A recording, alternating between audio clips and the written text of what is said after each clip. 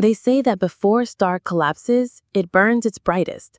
In Ethan's eyes, I was that star, his white moonlight, he called it, an idealized, untouchable woman on a pedestal so high he never dared to even try to reach me. He worshipped the light, but was too cowardly to approach the flame, so he found another way to feel its warmth. He found a girl who looked like me and set her on fire instead. My revenge didn't begin with a whisper. It began with a public execution. A single glass of vintage Cabernet Sauvignon not savored, but hurled into the face of New York's golden boy, silencing a ballroom of the city's elite. But the true beginning was 30,000 feet in the air, on a flight home from a 2-year assignment in Europe, where a dream laid out his sins for me like a coroner's report. In this dream, I saw it all. I saw Ethan's pathetic, unvoiced obsession. I saw him meet Chloe, a university student whose only crime was sharing my bone structure and the same dark fall of hair. She became his substitute, a living effigy. He showered her with the kind of obsessive, possessive attention he never afforded me. He craved her body, but loathed her spirit, despising her for her willingness to be a carbon copy. The dream showed me his cruelty in high definition, the emotional abuse, the public humiliations disguised as jokes, forcing her to abort their child with the cold question, "Didn't you know how to use protection?" And it showed her, finally, breaking and leaving with nothing but scars, both visible and not. That's when the nightmare pivoted. Upon her departure, a switch flipped in Ethan's warped mind. He recast Chloe from a disposable substitute into the true lost love of his life. And who was the villain in this new narrative? Me, the perfect, distant Jessica. He blamed my unattainable nature for his mistake. And to atone for his sins against Chloe, the dream showed him systematically dismantling my life, my career, my family's reputation, all as a sacrificial offering to win back the girl he had broken. I woke up gasping, the recycled air of the cabin feeling thin and suffocating. It wasn't just a dream. It was a blueprint for my destruction, authored by the man who claimed to love me. The arrogance was breathtaking. He orchestrates the tragedy, he directs the abuse, and yet, in the final act, he gets to be the repentant hero, winning the girl and keeping his empire. Not in my story. The welcome home party my parents threw was meant to be a celebration of my return. For me, it became a theater of war. I saw Ethan the moment I entered.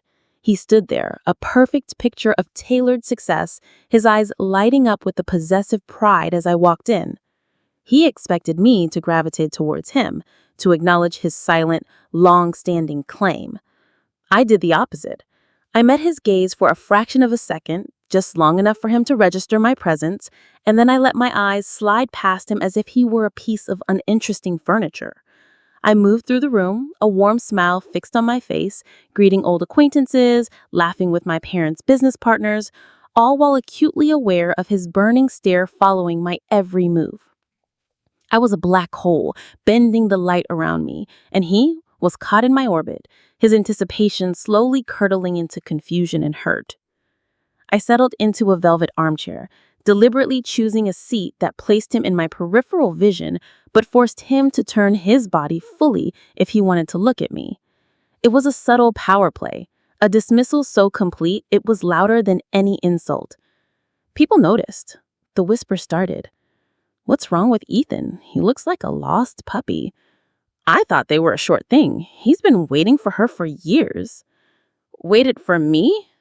The words were a bitter joke. 2 years in Europe, managing the company's expansion, not a single visit. He could fly to Tokyo for a 24-hour meeting, but claimed a flight to Paris was an impossible logistical feat. His love was a performance for an audience, and I was the only one who had never been invited to the show. My mind raced, dissecting the foundation of his obsession. Why me? Was it because my thesis on market futures was published while his was merely praised? Was it the time I outnegotiated his father on a joint venture, earning a grudging respect from the old man? Or was it something as trivial as saving him from a leg cramp in his family's ostentatious swimming pool during a summer party years ago? The pattern was clear. Ethan didn't love strong women. He was pathologically drawn to power he couldn't possess. He fetishized strength in others because it highlighted his own perceived inadequacies. Anyone stronger than him became an idol. Anyone weaker than him became a tool, a stepping stone, a receptacle for his frustrations. This psychological cocktail of admiration and contempt explained everything. It explained his reverence for me and his cruelty towards Chloe. He couldn't conquer me, so he found a proxy he could break. And right on cue, the proxy appeared. Chloe entered the room like a ghost. Timid, shoulders slumped, her beautiful, familiar face a mask of anxiety. She clutched a simple, inexpensive handbag to her chest like a shield.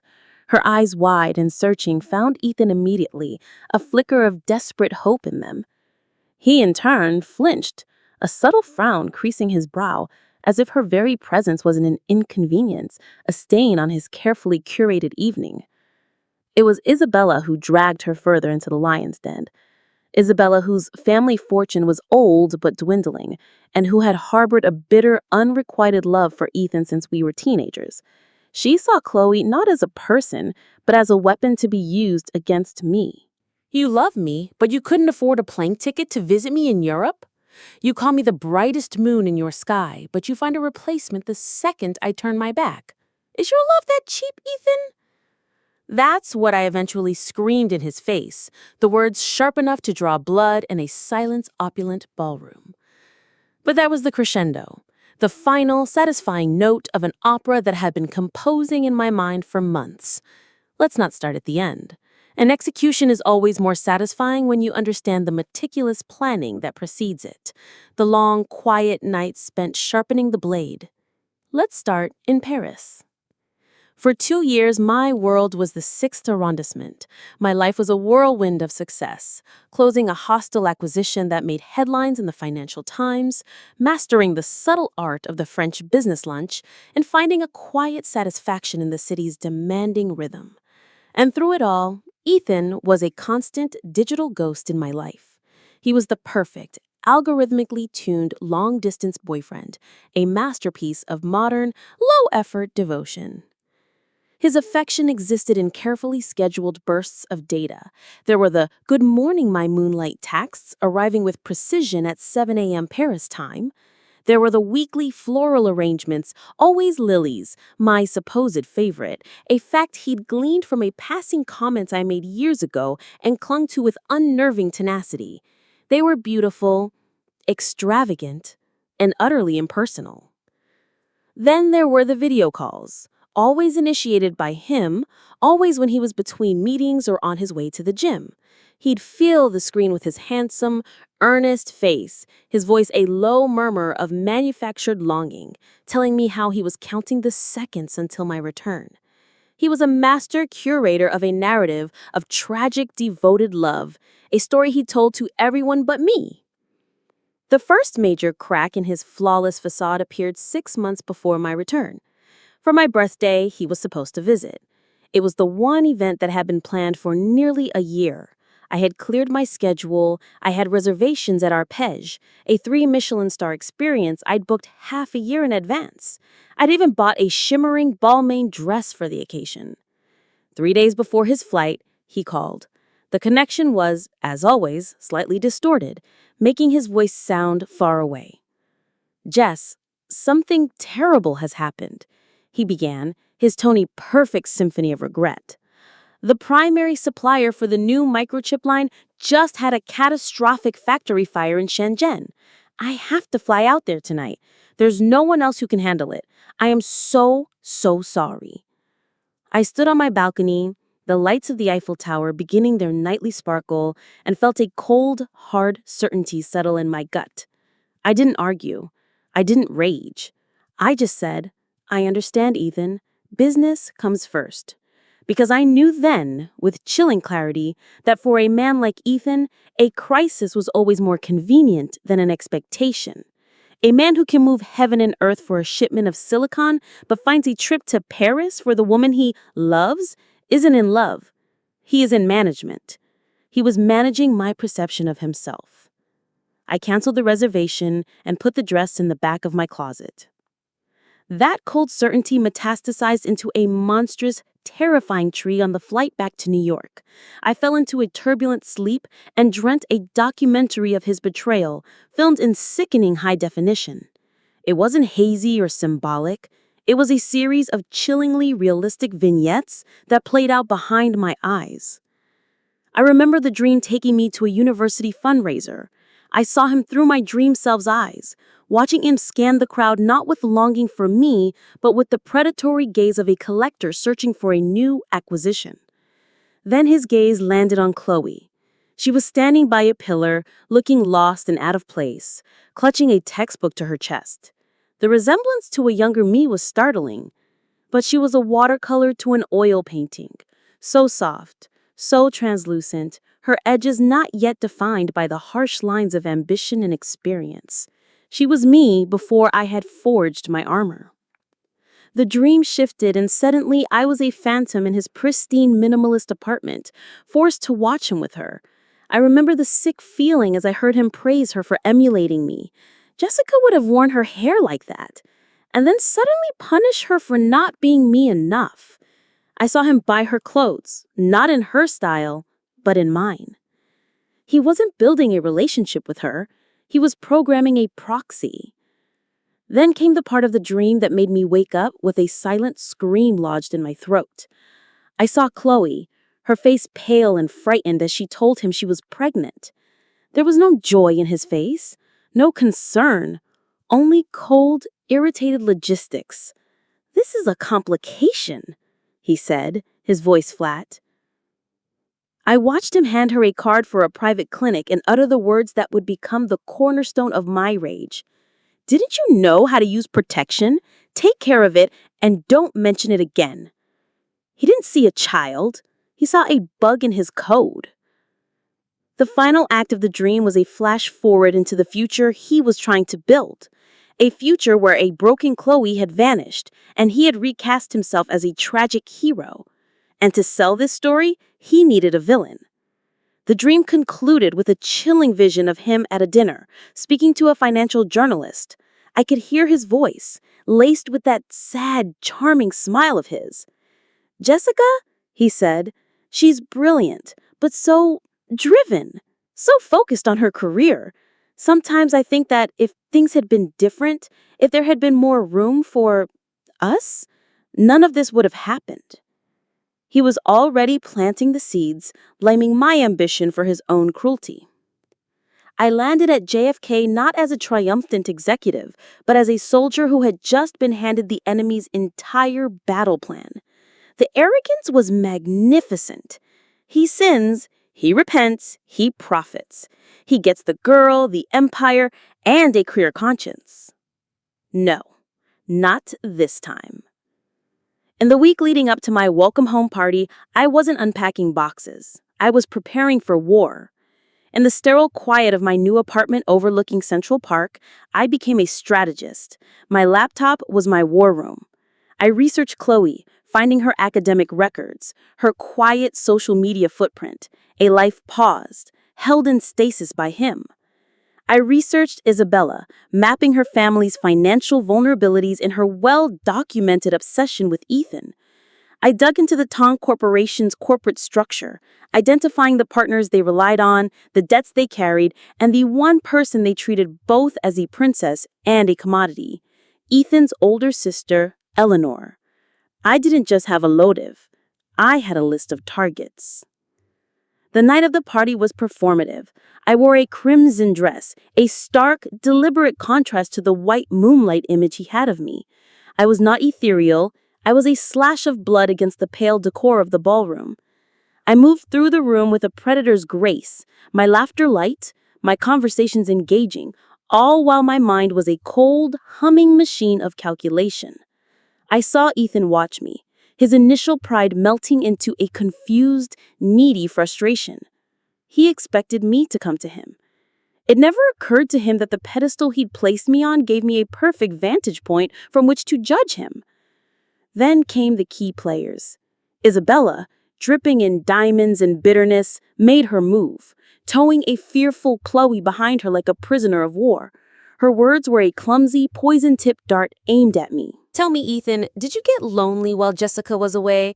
Found yourself a little look-alike to pass the time? It was cheap, cruel, and exactly the opening I needed. I watched the scene unfold. Chloe's silent devastation, Ethan's panicked, pleading eyes fixed on me, begging me to manage the situation for him. He wanted me to dismiss Chloe, to laugh off Isabella's comment, to restore his comfort at the expense of everyone else. He underestimated me. He thought he was dealing with a goddess on a pedestal. He was, in fact, dealing with a woman who had built the pedestal and was now ready to kick it over. The shattering of my wine glass was the gavel that called the court to session. "Ethan," I said, my voice cutting through the silence, "explain." His fumbled attempt to dismiss Chloe was his first critical error. He chose the most cowardly path, sacrificing the weakest person present to save himself. "Stop," I commanded, my voice resonating with a power that surprised even me. I defended Chloe not as a person, but as my guest.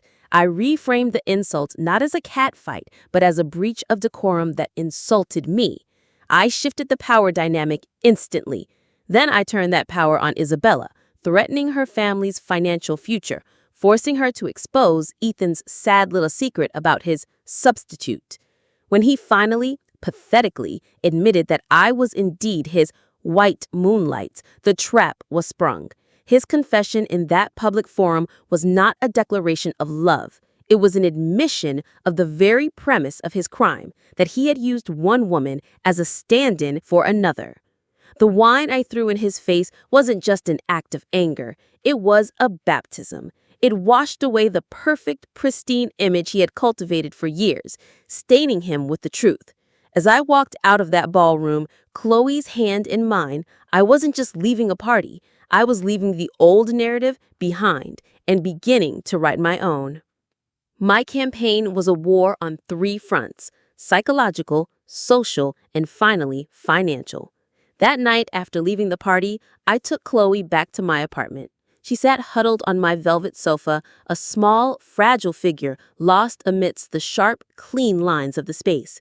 She kept apologizing, her voice a broken whisper, as if her very existence were an error that needed correcting. I handed her a glass of warm water, not wine. "Stop apologizing," I said, my voice gentle but firm. "You did nothing wrong." I let her cry, a delayed storm of humiliation, fear, and the quiet, persistent pain she had suppressed for so long. When her sobs subsided, I began my work, not to comfort, but to reconstruct, to rebuild the way she saw herself. The next day, I didn't take her shopping or to a luxury spa. I took her to the Metropolitan Museum of Art. We didn't talk about Ethan. We talked about art. I led her to the Impressionist wing, and we stood before the works of Bertha Morisot, a female artist who fought for recognition in a world dominated by men. "Look at her work," I said, gesturing to a painting of a young woman by a window. She didn't paint battles or kings. She painted the private, internal world of women, a world that men of her time considered unimportant. But she painted it with such strength and honesty that they were forced to see its value. I watched Chloe's eyes trace the brush strokes, and for the first time since I had met her, I saw a flicker of her true self, a passion that Ethan had tried so desperately to extinguish. As we sat in the museum's quiet courtyard, I finally breached the subject. "He didn't choose you because you were weak, Chloe," I said, my voice measured. "He chose you because you were strong enough to survive him. He saw your light and wanted to see if he could put it out.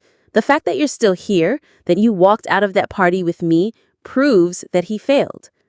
I was reframing her experience. She wasn't a victim, she was a survivor. She wasn't a substitute. She was the one who had endured the reality of him while I had only ever been an idea. Then I laid out the legal strategy I had been formulating. "We will not sue him for breaking your heart," I told her. "That's a narrative he can control, one in which he can play the tragic, repentant lover. No, we will sue him for labor violations." I saw confusion in her eyes. "You were his 24/7 unpaid employee," I explained.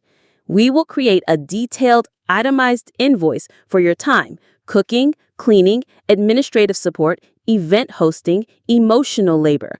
We will put a price on every hour of your life that he stole. We will fight him not in the language of emotion, but in the language he truly respects: money and legal liability. For the first time, Chloe smiled. It was a small, watery smile, but it was a beginning, a declaration of her own worth. Isabella required a different tactic entirely.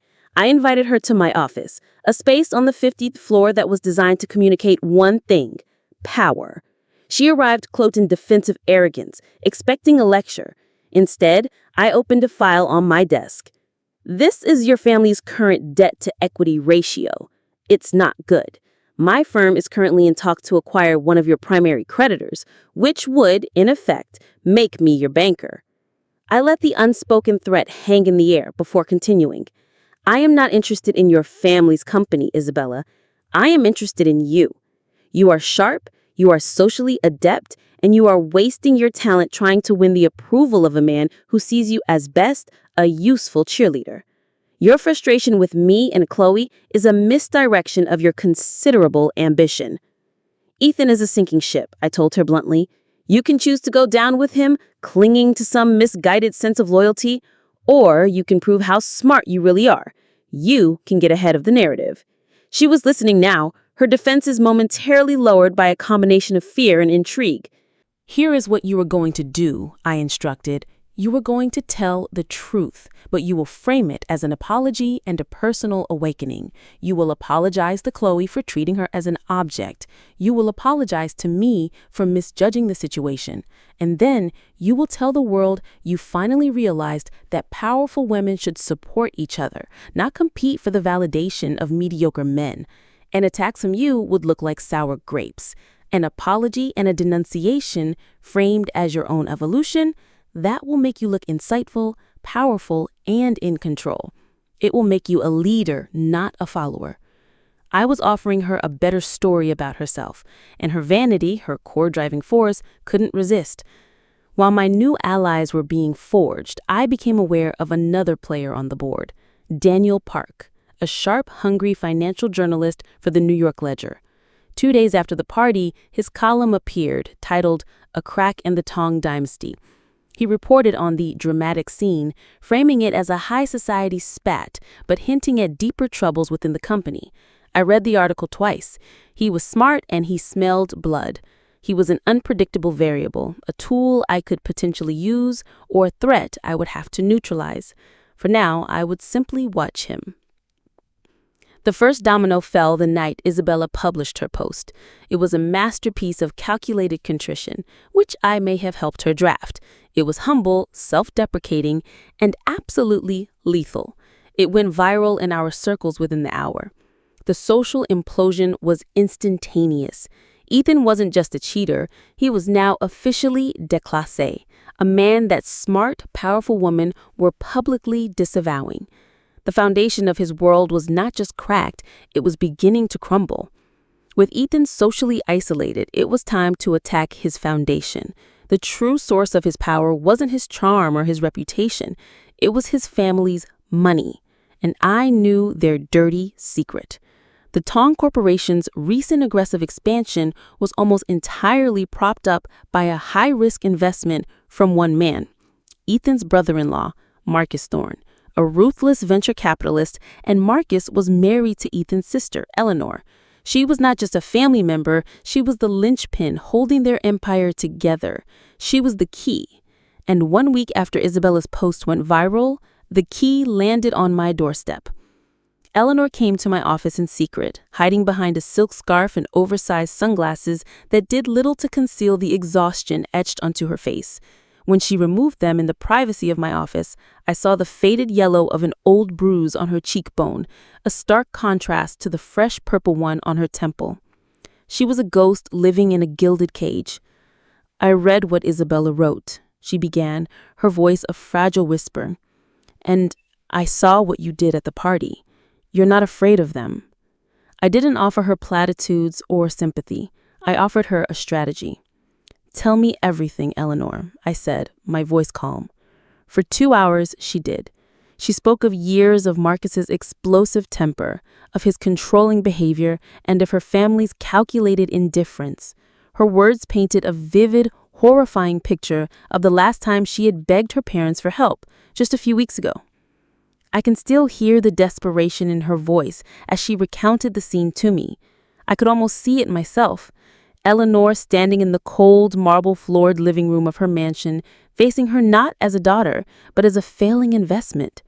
Her father, a man whose face seemed permanently carved from stone, had looked at her without a flicker of emotion. As she described it, he said, "You are being hysterical, Eleanor.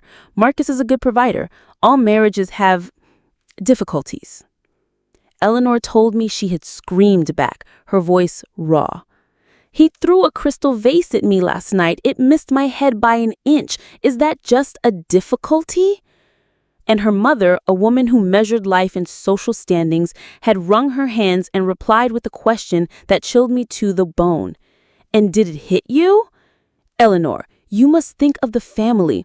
Ethan's new project is entirely dependent on Marcus's goodwill. Your drama is putting all of that at risk. So my physical safety is less important than Ethan's project?" Eleanor had cried. Her father's response, as she related to me, was the final, brutal nail in the coffin. "Do not be so selfish," he had snapped. "You have a duty to this family." When she finished her story, I looked at her, my resolve hardening into steel. "They haven't just ignored your suffering, Eleanor," I said. "They have capitalized on it. Your silence has been a line item on their balance sheet. Your marriage isn't a partnership. It's a financial instrument. And Marcus's abuse is the lever he uses to keep your family in line. It's time to liquidate the asset." I put her in touch with Evelyn Reed, my own lawyer. The strategy we devised was a corporate declaration of war. Evelyn filed for divorce on Eleanor's behalf, citing a long and well-documented history of physical and emotional abuse. But this was the masterstroke. Filed at the exact same time, my legal team, acting on behalf of an anonymous third-party investor, me, submitted a motion for discovery on the Tong Corporation. The motion alleged that the company's financial stability was fraudulently propped up by an investment secured under duress, specifically the emotional and psychological coercion of a key director's family member, Eleanor Tong Thorne. It was a corporate bomb. It created a legal and PR firestorm that threatened not just the Tongs, but Marcus Thorne himself.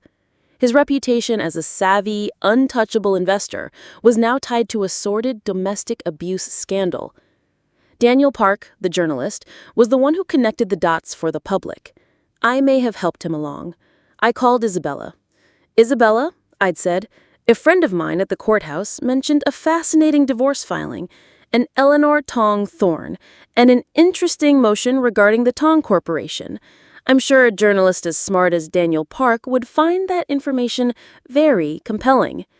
Isabella, now a willing co-conspirator, had her anonymous source leak the documents. Park's headline the next day was explosive.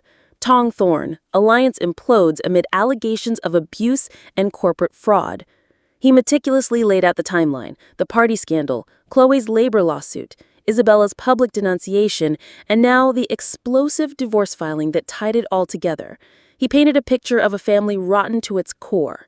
The effect was exactly what I had predicted. Marcus Thorne, a man who valued his public image above all else, was backed into a corner. To avoid a public, ugly legal battle that would expose every detail of his abuse and questionable business dealings, he was forced to settle with Eleanor immediately. The settlement was so large it made the financial news, a quiet admission of his guilt. Then, enraged at the Tongs for his public humiliation and financial loss, he acted out of pure spite. He called in every loan and immediately divested all of his and his firm's capital from the Tong Corporation, initiating a series of legal actions to claw back his initial investment. The House of Tong, built on a foundation of Eleanor's silent tears, began to collapse. Their stock plummeted. Their creditors got nervous. The market, like me, could smell blood in the water. The financial demolition was underway. The collapse of the Tong Corporation was not a sudden crash. It was a slow, agonizing bleed, a death by 1,000 cuts, each one delivered with surgical precision. I watched from my office tower as their stock became worthless, as their assets were carved up and sold for parts to pay the debts Marcus Thorne had called in. I watched as the Tong family name went from a symbol of society to a cautionary tale whispered at cocktail parties. It was Ethan who requested the final meeting. His call came not from his assistant, but from his own personal cell phone, a desperate last-ditch effort. He sounded like a different person, his voice thin, stripped of its usual confident baritone. He asked to meet in his office. I agreed.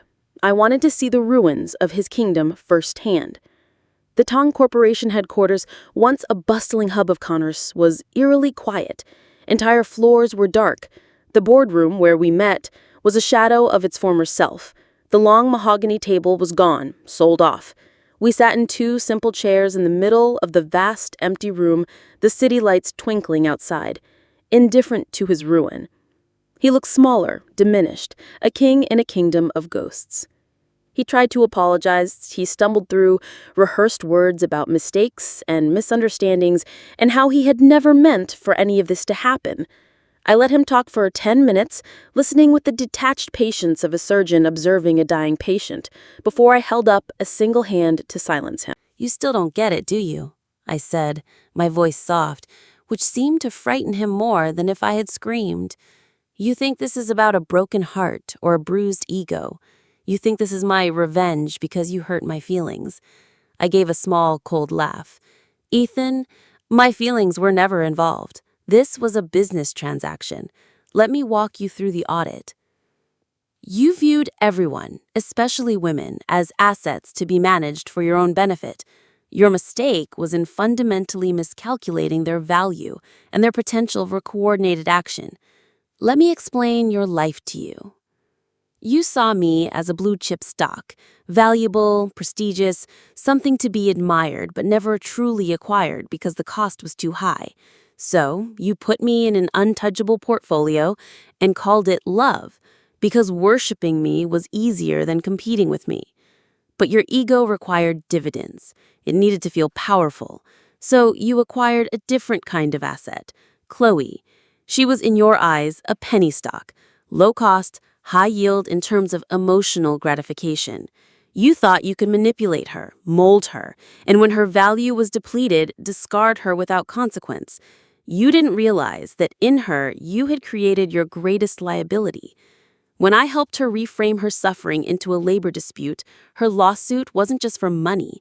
It was a public declaration that your asset had a will of its own. Then there was Isabella. You saw her as a guaranteed vote of support, a loyal follower. You used her jealousy as a tool to triangulate me and Chloe. You never imagined she had her own ambitions. I simply offered her a better return on her investment, aligning with real power instead of chasing the fantasy of yours. Her betrayal was just a smarter business decision. And finally, I said, leaning forward slightly, there was Eleanor, your most valuable and most shamefully squandered asset. You and your family leveraged her misery for years, trading her silence and safety for Marcus Thorne's capital. You thought she was a permanent fixture, a silent partner in her own subjugation. But when she was shown a path to liquidate her position, she took it. And in doing so, she triggered the margin call that bankrupted your entire family. I stood up and walked to the floor-to-ceiling window, looking down at the city that was now mine. This wasn't a personal vendetta. It was a hostile takeover. Your entire business model was based on the exploitation of women. Your company was morally and financially insolvent. I simply initiated a long-overdue market correction. He finally looked up at me, his eyes hollow, empty of everything but a dawning, horrifying understanding. "Who are you?" he whispered, the question not one of identity, but of species. I smiled, a thin, sharp smile that didn't reach my eyes.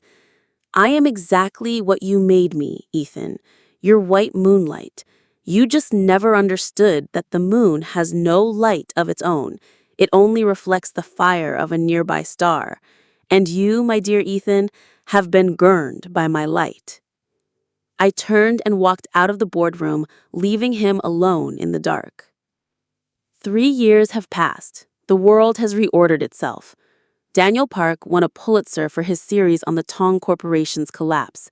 His final piece concluded, "It was not a failure of business, but a failure of character, a house of cards built on secrets and misogyny that was brought down not by a market crash, but by the quiet, coordinated rebellion of the women it sought to control." Eleanor lives in London with her daughter. She is a major philanthropist, funding shelters for abused women. She turned her cane into protection for others. Isabella's PR firm is one of the most powerful in the city, exclusively representing female CEOs and founders. She found her power not in chasing a man, but in building an empire for women like her.